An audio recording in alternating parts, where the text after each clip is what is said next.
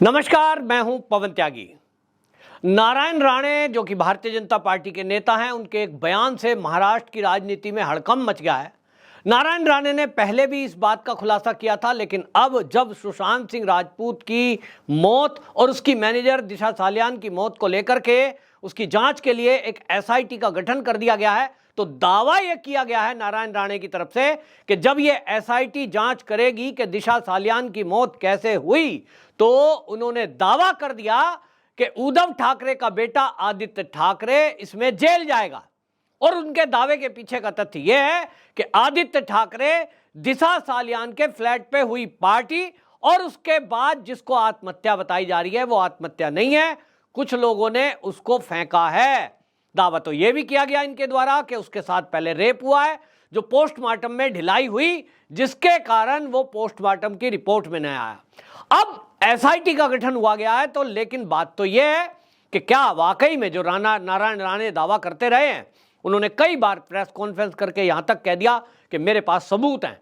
उन्होंने यह तक कह दिया कि सीबीआई यदि मुझे बुलाए जांच के लिए तो मैं वो सबूत दे सकता हूं। अब क्या रियल में नारायण राणे के पास ऐसे सबूत हैं या वो राजनीतिक सरगर्मी के लिए इस तरह के बयान समय समय पर देते हैं, ये बाद में देखना होगा। लेकिन सवाल अब यह है कि पहले जब जांच नहीं हुई तो नारायण राणे कहते हैं कि महाविकास अघाड़ी की सरकार थी और उस सरकार के चलते इस मामले की जांच नहीं हुई। बात समझ में आती है। भाई, आदित्य ठाकरे मंत्री था और अगर उसका नाम कोई झूठे को भी ले देगा या वो सच्चा होगा, दोनों ही केस में झूठ नाम लेके देखो तब तो उठा के जेल में डाल दिया जाता था। एक बड़े पत्रकार जो कि अर्नब गोस्वामी हैं, उनको किस तरह से जेल में डाला गया।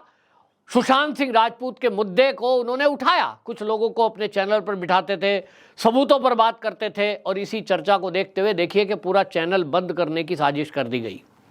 बहुत बड़े लोग हैं, लेकिन नारायण राणे को हम देख रहे हैं कि वो पहले ही दिन से इस मामले में डर नहीं रहे हैं। यह भी एक आनंद की बात है और आश्चर्य की बात है कि उनके ऊपर मानहानि का केस भी नहीं किया है।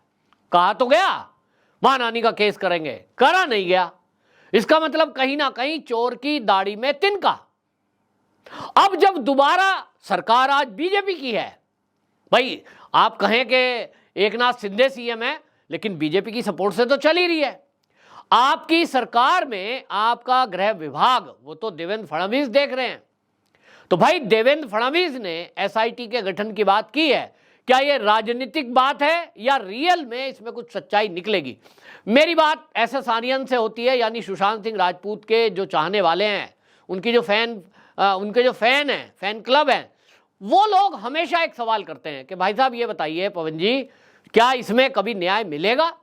केंद्र में बीजेपी की सरकार है, वहां सीबीआई है, राज्य में भी अब बीजेपी की सरकार है, सपोर्ट से सरकार चल रही है, तो केवल क्या खेल होता रहेगा या सच में इसमें कुछ निकल के आएगा? अगर अब एसआईटी गठन हुई है तो इसमें देरी किस बात की है? सबूत प्रस्तुत किए जाएं, आदित्य ठाकरे को जांच के लिए बुलाया जाए और सारे पहलुओं को जोड़ा जाए। आपको पता है, इस इंसिडेंट में पहले भी मैं बता चुका हूं कि किस तरह से मामला सारा हुआ था। और मामले की शुरुआत जो ये हुई 8 जून 2020 को, दिशा सालियान जो कि सुशांत सिंह राजपूत एक बिहार के बेटे थे और बहुत होनहार, जिन्होंने धोनी पर मूवी बनाई थी, उसके बाद वो हिट हो गए थे। और आप देखें कि उनकी मैनेजर थी दिशा सालियान, बहुत सीधी सिंपल लड़की थी, लेकिन मुंबई का और बॉलीवुड का जो कल्चर है, ड्रग, पार्टी, शराब, इन सब में सबको दो चार होना ही पड़ता है। अब उसमें कहा यह जा रहा है कि 8 जून 2020 को मुंबई के मलाड में जो उनका फ्लैट है, 14वीं मंजिल पर दिशा सालियान रहती थी और उसी के फ्लैट पर उनके किसी दोस्त ने एक पार्टी का आयोजन किया। अब दावा किया जा रहा है, उसमें सच्चाई कितनी है ये तो भगवान जाने, या मुंबई की पुलिस जांच करेगी। दावा यह किया जा रहा है कि उस पार्टी में मित्र ने आदित्य ठाकरे को बुलाया और उसके बाद कुछ ऐसा हुआ कि या तो फेंक दिया गया मंजिल से या तो उसने आत्महत्या करी है। अब ये तो जांच का विषय है, लेकिन अभी तक जो पोस्टमार्टम की रिपोर्ट है उसमें आत्महत्या बताया गया है। लेकिन जो चीजें लिंक हो रही हैं उससे शक पैदा होता है, और शक तब पैदा हुआ कि जब इसी के ठीक 8 दिन बाद सुशांत सिंह राजपूत की हत्या हो जाती है और उसमें भी ऐसे सबूत सामने आते हैं जो ये चीख चीख कर कह रहे हैं कि यह आत्महत्या नहीं है, यह हत्या है। सुशांत सिंह राजपूत को यह बताया गया कि वो पंखे से लटक गया जी, जबकि उसके शरीर की लंबाई इतनी है कि वो पलंग पर अगर लटका दें तो पैर टिक जाएं। अब उनको दरकिनार किया गया।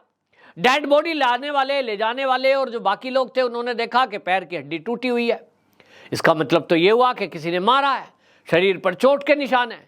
काले रंग का एक पॉलिथीन का बड़ा सा पैकेट ले जाया गया। क्या उसमें सबूत ले जाए गए? ये बड़ी बातें हैं। इनकी जांच ठीक से होती तो तभी केस खुलता, लेकिन होती कैसे? सरकार में बैठे हुए लोग कहीं ना कहीं, मैं कहता हूं अगर उनके ऊपर आरोप ही थे तो कोई ना तो कोई लिंक था, किसी को तो बचाने की कोशिश हुई। अब ये कहा जा रहा है कि जब 8 दिन बाद हुई तो उसको लिंक करने वालों से मैं पूछता हूं, भाई आप किस आधार पर कह रहे हो कि दिशा सालियान की मौत और सुशांत की मौत, इन दोनों मौतों में कोई लिंक है? तो अब ऑफ द रिकॉर्ड तो बहुत लोग बताते हैं, क्योंकि सामने आने पे तो उन्हें मौत का खतरा है। पता नहीं कितने बड़े लोग हैं, कहीं भी मरवा देंगे लोग कहते हैं। और इसलिए उन्होंने बताया कि हमारी दलील के पीछे का कारण यह है कि दिशा सालियान के फ्लैट में जो हुआ, जो नारायण राणे बोल रहे हैं कि उसके साथ रेप हुआ, यानी उसको जबरदस्ती की गई, जिसके कारण अब उसने ये कहा जा रहा है कि अपने आप को एक कमरे में बंद कर लिया। अब ये बातें किसने बताई ये तो मुझे भी नहीं पता, नारायण राणे बताएंगे। कमरे में बंद कर लिया, फिर वो दरवाजा तोड़ा गया, फिर उसको वहां से फ्लैट से नीचे फेंक दिया, क्योंकि वो ये कह रही थी कि मैं तुम सबकी पोल खोल दूंगी। लेकिन उसने, जब वो मरी है उसके पहले वो वीडियो या कोई मैसेज वो सुशांत सिंह राजपूत को फॉरवर्ड कर दिया, और यही कारण सुशांत सिंह राजपूत की मौत का बना, ऐसा कहा जा रहा है। क्योंकि सुशांत सिंह राजपूत को पता लग चुका था कि कौन कौन लोगों ने उसके साथ दुर्व्यवहार किया है या रेप किया है या करने की कोशिश की है, जो भी मामला है। तब सबूत मिटाने के लिए अगला काम उसकी हत्या, जैसे हम फिल्मों में देखते हैं। बॉलीवुड में ज़्यादातर यही केस होते हैं, आत्महत्याएं बहुत होती हैं। और इसीलिए सुशांत सिंह राजपूत के चाहने वालों का कहना यह है कि दोनों मौतों में लिंक है। सामने आम आदमी नहीं आ सकता, क्योंकि आम आदमी की कोई हैसियत नहीं है। उसको तो उठा के जेल में भी डाल सकते हैं, मानहानि का केस कर सकते हैं। लेकिन नारायण राणे जो बार बार सामने आ रहे हैं और दावा कर रहे हैं, इस बार तो एसआईटी का गठन हो गया है, तो अब एसआईटी की जिम्मेदारी बनती है कि वो नारायण राणे को पूछताछ के लिए बुलाए। और फिर जितने भी लोग अभी तक, चाहे वो सुशांत राजपूत के चाहने वाले हैं, सोशल मीडिया पर खुलेआम लिखते हैं, अब तो एक्सपोस्ट सब डिलीट वगैरह कर दी ज़्यादातर, क्योंकि उनके अंदर भी फूट पड़ गई, पैसे डाल डाल के उनको फूट डाल दी गई उनके अंदर। लेकिन आज भी कुछ सच्चे और अच्छे सुशांत के चाहने वाले ऐसे हैं जो इस पर पूरी रिसर्च किए बैठे हैं। उनको एसआईटी पता लगाए, खोजे, बुलाए और उनका नाम उजागर ना हो, उनके जीवन को कोई दिक्कत ना हो, ये जिम्मेदारी आदित्य ठाकरे के विरुद्ध जो बयानबाजी करेगा या जो सबूत देगा, उसकी जान की रक्षा, उसकी सुरक्षा, उसका आइडेंटिटी की सुरक्षा, इस करने की जिम्मेदारी एकनाथ शिंदे सरकार और देवेंद्र फडणवीस की है। क्योंकि आप अपनी राजनीति कर जाएंगे, लेकिन एक आम आदमी का क्या होगा।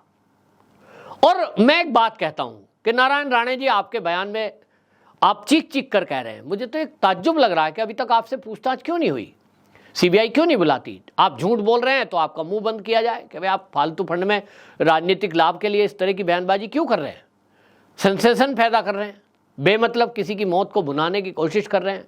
और अगर सच्चाई है तो आप सबूत दीजिए, और वो मीडिया में भी सामने आना चाहिए कि नारायण राणे ने ये सबूत दिए हैं, सार्वजनिक करें, सबको पता लगे। और अब लोग ये कह रहे हैं कि अगर मोदी सरकार में और महाराष्ट्र में बीजेपी के सहयोग से जो सरकार चल रही है, अगर आज न्याय लोगों को नहीं मिला तो कभी नहीं मिल सकता। लेकिन जिस तरह के दावे किए जा रहे हैं कि साहब बहुत सबूत मिटा दिए गए, बहुत कुछ, भाई मिटा दिए गए, एजेंसियां हैं, उनके पास तरीका है। और अभी एक तुरुप का इक्का आप सबको बता रहा हूं मैं, जो सुशांत के चाहने वाले हैं वो भी सुन लो और बाकी लोग भी समझ लो। मुझे लगता है कि आज नहीं तो कल आदित्य ठाकरे जेल जा सकता है, अगर कहीं इन्वॉल्वमेंट है, अगर लगा रहा हूं मैं। और मेरे पास जो जानकारी है और जो मेरी एक अंतरात्मा भी बोल रही है कि ये होगा, सच्चाई से पर्दा 101% उठेगा। आदित्य ठाकरे इन्वॉल्व है कि नहीं, मैं नहीं कह सकता, लेकिन सुशांत सिंह राजपूत की हत्या है या आत्महत्या, दिशा सालियान की हत्या है या आत्महत्या, इस पर से पर्दा जरूर उठेगा और एक व्यक्ति है जो इस पर्दे को उठा सकता है, वो है परमवीर सिंह, मुंबई का पूर्व कमिश्नर, जो अभी अज्ञातवास में है और अभी अज्ञातवास में रहेंगे। चुनाव घोषित होने दीजिए, अभी आप 2-3 महीना प्रतीक्षा करिए, 2024 का लोकसभा चुनाव घोषित हो जाएगा, उसके बाद वो प्रकट होंगे। अगर कहीं वो गायब नहीं कर दिए गए हैं और अगर वो जिंदा हैं, मुझे तो लगता है कि वो हैं जीवित, सुरक्षित, और वो प्रतीक्षा में हैं ठीक माहौल के। उनको भी शायद ये गारंटी चाहिए, क्योंकि बहुत बड़े लोग हैं जिनके खिलाफ उनके पास सबूत है। और मुझे नहीं लगता कि, मुझे उम्मीद कम है, लेकिन आज मोदी सरकार है तो लगता है कुछ भी मुमकिन है।